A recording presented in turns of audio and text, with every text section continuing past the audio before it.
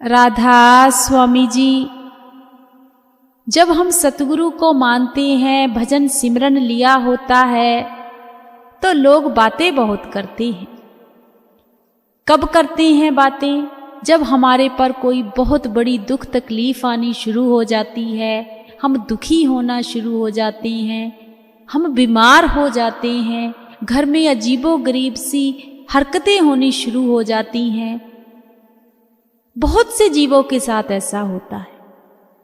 जो लोग नहीं मानते वह बहुत बातें करते हैं, तरह तरह के विचार अपने बतलाते हैं, तरह तरह की बातें करते हैं। आज की जो साखी है वह भी हमें बहुत कुछ सिखाएगी कि असल जिंदगी है क्या, असल गुरु है क्या। एक परिवार था जिनमें हस्बैंड वाइफ और उनके एक बेटा था और एक बेटी थी। दोनों बच्चों की उन्होंने शादी कर दी थी। भजन सिमरन वह परिवार बहुत करता था। अब जो लड़का था, जब उसकी माता काफी बुजुर्ग हो चुकी थी तो वह बीमार होना उनका शुरू हो गया। जब बीमार हुई तो लोगों ने तरह तरह की बातें करनी शुरू कर दी कि अभी तो तुम्हारी माँ की इतनी उम्र भी नहीं है, लेकिन तुम्हारी माँ को बीमारी तो ऐसी लग गई है कि जिसका कोई इलाज ही नहीं है। कैसे गुरु को मानते हो आप लोग? कहाँ जाते हो आप लोग? ऐसे क्या फायदा डेरे जाने का, राधा स्वामी कहने का? जब से हम लोग देख रहे हैं तब से ऐसा ही सिलसिला चलता रहता है, लेकिन आप लोगों ने क्या पाया? तो वह परिवार कहने लगा कि मालिक ने हमें सारे ही सुख तो दिए हैं, यह तो जिंदगी का आना जाना तो लगा ही रहता है। अब उस माँ की हालत क्या थी? उनके दोनों जो गुर्दे थे वह खराब हो गए थे। अब उनकी डायलिसिस शुरू हो गई थी। डायलिसिस पहले महीने बाद शुरू हुई, फिर 20 दिन के बाद, ऐसे ही 15, 10, 4, 3, 2 दिन में वह डायलिसिस होनी शुरू हो गई। अब लोगों की तरह तरह की बातें होनी शुरू हो गई कि अब तो यह डायलिसिस 2 दिन की होनी शुरू हो गई है, अब यह नहीं बचेगा। लेकिन वह परिवार कहने लगा कि जो मालिक को अच्छा लगेगा वही होगा। अब वह जो माँ थी वह बहुत ज़्यादा परेशान रहने लगी, बहुत दुखी रहने लगी। सभी जो रिश्तेदार थे वह हालचाल भी पूछने आते थे, तो एक ही बात कहते थे कि ऐसी क्या जिंदगी का फायदा, ऐसे गुरु का क्या फायदा। आप कौन कोई नशा करती थी, या कोई चीज खाती थी, या कोई ऐसी काम करती थी जो आपकी डायलिसिस होनी शुरू हो गई है। हमने तो इतने लोग देखे हैं, जितने भी सत्संगी भाई बहन तुम लोगों में देखे हैं, सारे के सारों को ऐसी बीमारी लगती है ना जिनका कोई इलाज ही नहीं होता जल्दी से। लेकिन वह जो माँ थी वह कहने लगी यह सब कर्मों के हिसाब किताब है। जब पूरे गुरु की शरण में हम लोग आते हैं, पूरे गुरु जब हमारी संभाल करते हैं, तो वह सारी दुख तकलीफों को यहीं काट के हमारा अगला रास्ता साफ करते हैं कि हम आगे जाके अपना भजन सिमरन करें, उस सतगुरु की गोद में समाएं। तब भी लोग कहते थे कि वाह, ऐसे तो परिवार हमने पहली बार देखा है, जो इतना दुखी होके भी कहते हैं कि हमारे तो सब कुछ बाबा जी करते हैं, बाबा जी करते हैं। ऐसे ही जो उस बहन की डायलिसिस थी वह चलती रही। 4 से 5 साल वह डायलिसिस चली। उसके बाद क्या हुआ, वह जो माँ थी वह इस दुनिया से अलविदा कह गई। जब इस दुनिया से गई तो लोगों ने बहुत सी बातें कही कि देखो इनके गुरु हैं कोई, ये कैसी मौत मरी है यह। इससे अच्छा तो वह लोग होते हैं जो कभी गुरु का नाम ही नहीं जपते। उसके बाद क्या हुआ, अब उनके जो पिताजी थे, पिताजी को भी बहुत ज्यादा, कुछ भी कह लो, जो जीवन साथी होता है ना जिंदगी में, वह बहुत ज्यादा इंपॉर्टेंट होता है। जीवन साथी की जो अहमियत है वह बहुत खास होती है, क्योंकि दुख में सुख में जो बात हम अपने जीवन साथी से कर सकते हैं वह किसी और लोगों से नहीं कर सकते, ना बाल बच्चों से कर सकते हैं, ना किसी और से कर सकते हैं। तो उनका भी आपस में बहुत अच्छा प्यार था, रिश्ता था, दुख सुख की बातें थी। जब वह इस दुनिया से उनकी पत्नी चली गई तो उनको भी बहुत दुख महसूस होने लगा। बाबा जी का नाम तो बहुत जपते थे, लेकिन कहीं ना कहीं तकलीफ तो होती थी। अब धीरे धीरे क्या हुआ कि उनकी भी हालत बहुत ज्यादा खराब हो गई। जब हालत बहुत ज्यादा खराब हो गई कि उनको भी डॉक्टर ने वही बात बताई जो उनकी वाइफ को थी। अब डॉक्टरों ने कहा कि इनकी भी डायलिसिस होनी बहुत जरूरी है। अब बेटा था, बहू थी, बहुत ज्यादा परेशान हो गए कि मां तो हमारी इस दुनिया से चली गई है, हमारे पिताजी को कुछ ना। अब वह जो भाई था वह कहने लगा कि कुछ नहीं होगा, मेरा गुरु बहुत कर रहा है, अगर मेरी जिंदगी में सांसें लिखी हैं तो मैं बच जाऊंगा, नहीं तो कोई बात नहीं, तुम क्यों इतना परेशान होते हो बच्चे। अब उस लड़के ने अपनी मां की भी बहुत सेवा की और अपने पिताजी की भी बहुत सेवा की। अब उनके पिताजी की डायलिसिस होनी शुरू हो गई। जब डायलिसिस होनी शुरू हो गई, अब लोगों ने और बातें करनी शुरू कर दी, आस पड़ोस के लोगों ने, रिश्तेदारों ने, सभी लोगों ने, कि देखो मां भी इसी की मौत से मरी, पिताजी को भी वही बीमारी हो गई, ये हैं इनके गुरु। जिंदगी में कभी कोई किसी को भी मान ले, लेकिन राधा स्वामियों को कभी कोई ना माने, क्योंकि ये कुछ नहीं करते, सारे के सारे राधा स्वामी रोते हैं। बहुत बातें करने लगे, लेकिन उस भाई का भजन सिमरन बहुत था, बहुत। उनकी तो आंखों में भी देखना बहुत ज्यादा मुश्किल हो जाता था, इतना भजन सिमरन था। लेकिन दुख तकलीफ एक कर्मों का हिसाब किताब है, वह सभी को भुगतना पड़ता है। अब डायलिसिस होनी शुरू हो गई, लेकिन गुरु का नाम उनका चलता रहता था। बेटा भी बहुत दुखी हो गया। करते कराते जब उनकी डायलिसिस होनी शुरू हो गई, दवाइयाँ शुरू हो गई, सारे काम शुरू हो गए, अब उनके बेटे को भी ऐसा लगने लगा कि नहीं, अब कुछ नहीं हो सकता, क्योंकि डायलिसिस तो अब जल्दी जल्दी होनी शुरू हो गई है। अब हमारे पिताजी भी लगता है कुछ ही समय के मेहमान हैं। लेकिन उनके पिताजी ने कहा, बेटा ऐसा कुछ नहीं होगा, मेरा गुरु बहुत बड़ा है, अब मैं ना डायलिसिस करानी बंद करवा दूंगा। तो बेटे ने कहा, ऐसे कैसे पिताजी डायलिसिस करानी बंद करवा दोगे आप, डायलिसिस तो आपकी होगी होगी। वह कहने लगा, नहीं बेटा, मैं सिर्फ और सिर्फ दवाई खाऊंगा, मुझे कुछ नहीं होगा, देखना तो। बेटा कहने लगा, नहीं पिताजी, आप क्यों नहीं समझ रहे, आप चलो, आपको डायलिसिस की जरूरत है। जब डॉक्टरों के पास गए तो डॉक्टरों ने कहा कि नहीं,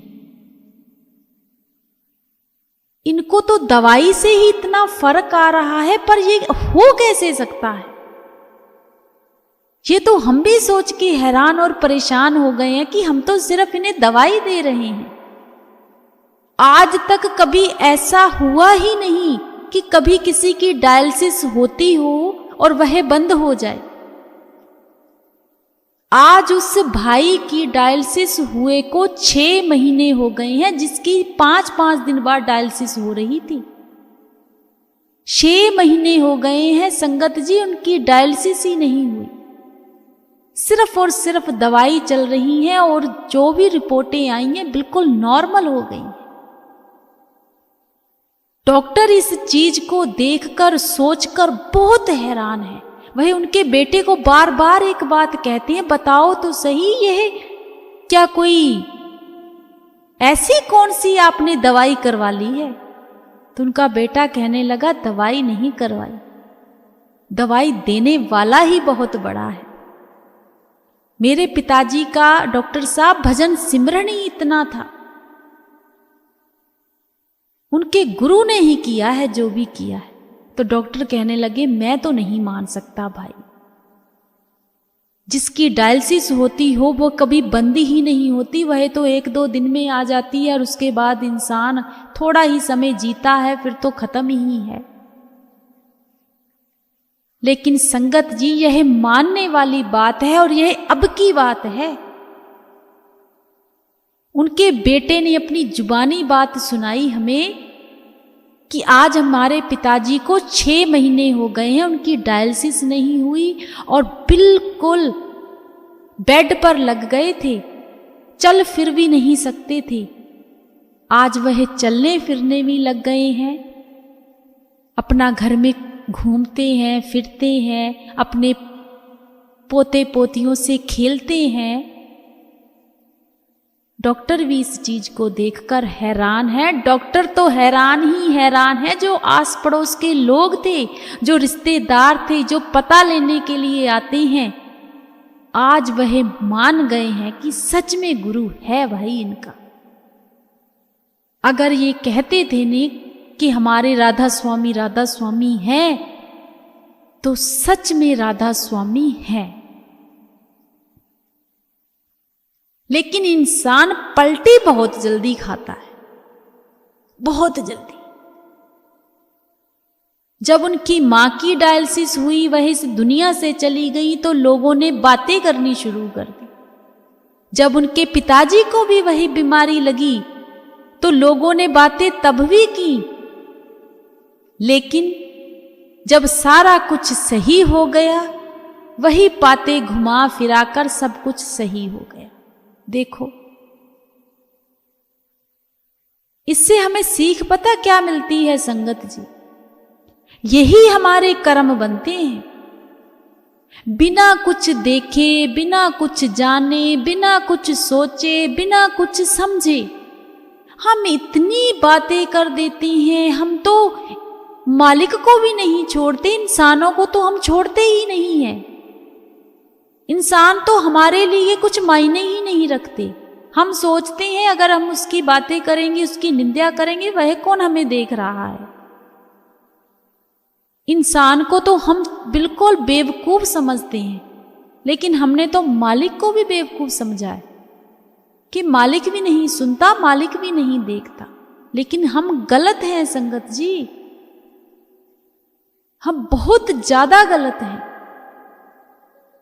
हमें हमेशा यह चीज का एहसास होना चाहिए, चाहे जिंदगी में दुख आए, सुख आए, मुसीबत आए, मालिक मालिक ही रहता है, गुरु गुरु ही है। ऐसे और भी हमें बहुत से भाई बहनों के मैसेज भी आते हैं, बात भी होती है। वह भी बहुत ज्यादा परेशान है, बहुत ज्यादा दुखी है, बहुत परेशान है। वह भी यह बात कहते हैं कि लोग हमें यह बातें कहते हैं कि आपका फलाना मेंबर घर में इतना ज्यादा दुखी है, परेशान है, बीमार है, क्या फायदा तुम्हें ऐसे गुरु को धारण करने का, क्या फायदा ऐसे गुरु के पास जाने का। इससे अच्छा तो तुम किसी और को ही मान लेते, तो शायद आपको यह दुख ही नहीं लगता। तो हमें कभी भी किसी की बातों में नहीं आना, किसी चीज में नहीं फंसना। क्योंकि जब हम किसी और चीजों में फंसेंगे, बातों में आएंगे, तो हम कर्मों का और भुगतान बनाएंगे। होता वही है जो हमारे भागों में लिखा है, हमारे कर्मों में लिखा है। हम अपने कर्मों को तो एक एक पल, एक एक सेकंड में बनाते हैं। जब हम जवान होते हैं तो हम तो इंसान को इंसान ही नहीं समझते। हम तो जब इस समय, जब हम अपनी इस स्टेज पे हैं ना, जितने भी लोग इस स्टेज पे हैं, वह अगर कोई बुजुर्ग है ना तो उसको सोच के देख के कहता है शायद हम तो कभी बुजुर्ग होंगे ही नहीं। शायद उसको यह दुख लगा है, हमें लगेगा ही नहीं। बस यहीं पर हमारे में कमियां हैं।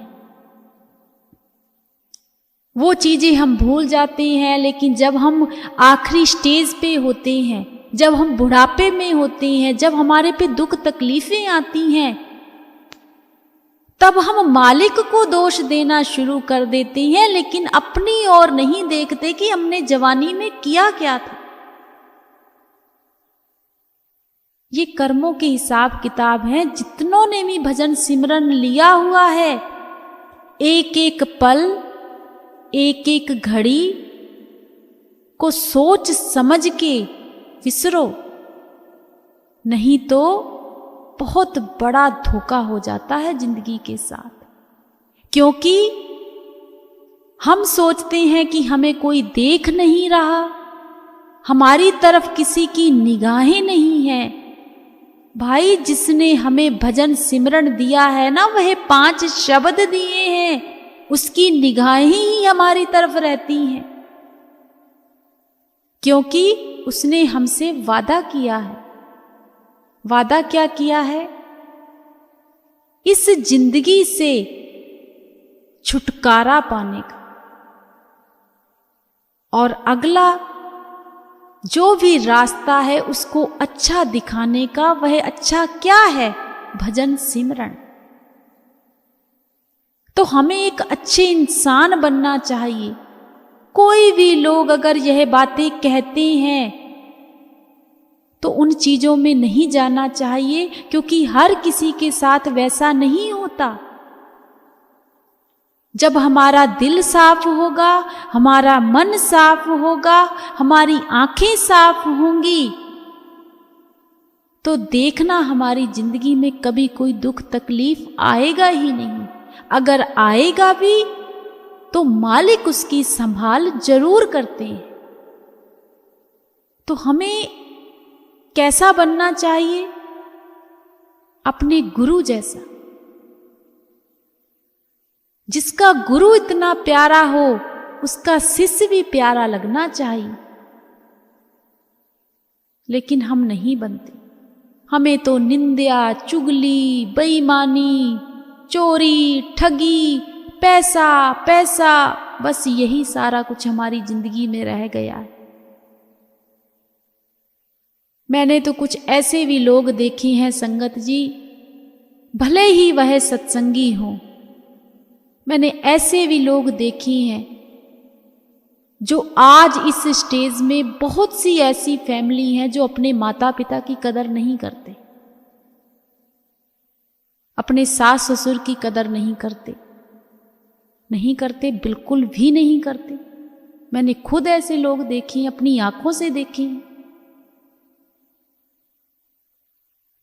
तो फिर जब हम उस स्टेज पे पहुंचेंगे, फिर हमारे पे अगर कोई दुख तकलीफ होगा तो फिर दोष किसे देंगे हम? अपने गुरु को, कि पता नहीं हमारे बाबा जी ने कैसे कर्म लिखे थे, सारे के सारे दुख हमें ही दे दिए हैं। पहले तो, सबसे पहले अपनी जिंदगी को, इतनी तो अकल हमारे में है, इतनी सियानप हमें बाबा जी ने दी है, सबसे पहले हमें अपने पूरे कर्मों को देखना चाहिए, आंखें बंद करके, कि जब से मैं पैदा हुई हूं या हुआ हूं, मैंने ऐसा कौन से कर्म किए हैं जो आज हम दुखी हैं, जो हम दुख भोग रहे हैं। पिछले तो हमने जो किए हैं वह तो हमें पता ही नहीं, हम तो इसी जन्म में इतने कर्म बना रहे हैं। तो इन चीजों से हमें निकल के भजन सिमरन की तरफ ध्यान देना चाहिए, भजन सिमरन करना चाहिए। इन चीजों में ना पड़ के अपने गुरु पर कभी कोई दोष नहीं लगाना, कभी कोई शिकवा गिला नहीं करना, तभी हम जिंदगी अपनी जी सकते हैं। वरना हम वहमों भरमों में ही पड़ के, बहुत से लोग तो ऐसे भी हैं जो कि जिनकी जिंदगी में इतने दुख तकलीफें आती हैं ना, वह बाबा जी को ही छोड़ देते हैं। सबसे बड़ी बात, बहुत से लोग ऐसे हैं जो बाबा जी को ही छोड़ देते हैं, कहते हैं बाबा जी है ही, फिर कभी उस लाइन में आते ही नहीं है। ऐसी लाइनें पकड़ी हुई हैं ना संगत जी कि बस कहने की बातें हैं। किस वजह से? सिर्फ एक मान सम्मान के लिए, पैसे के लिए। लेकिन जब आखिरी वक्त आएगा ना, तब पता नहीं जिंदगी में क्या होगा। तो हमें सिर्फ और सिर्फ भजन सिमरन करना है, लोगों की बातों में नहीं आना, किसी की बात में आके अपने गुरु को भला बुरा नहीं कहना, चाहे कितनी भी दुख तकलीफें क्यों ना आए। इस सभी बातों को हम याद करते हुए, ध्यान करते हुए, सबसे बड़ी बात जो बाबा जी की याद में सारी संगत एक शब्द गुनगुनाते हैं,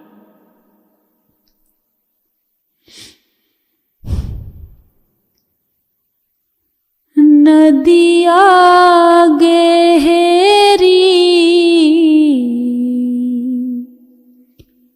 नाव पुरानी,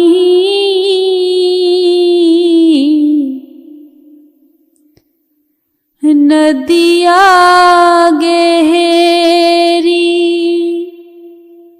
नाव पुरानी,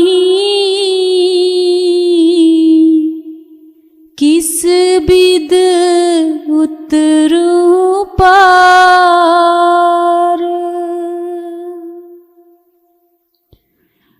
मन माने जब तार प्रभु जी,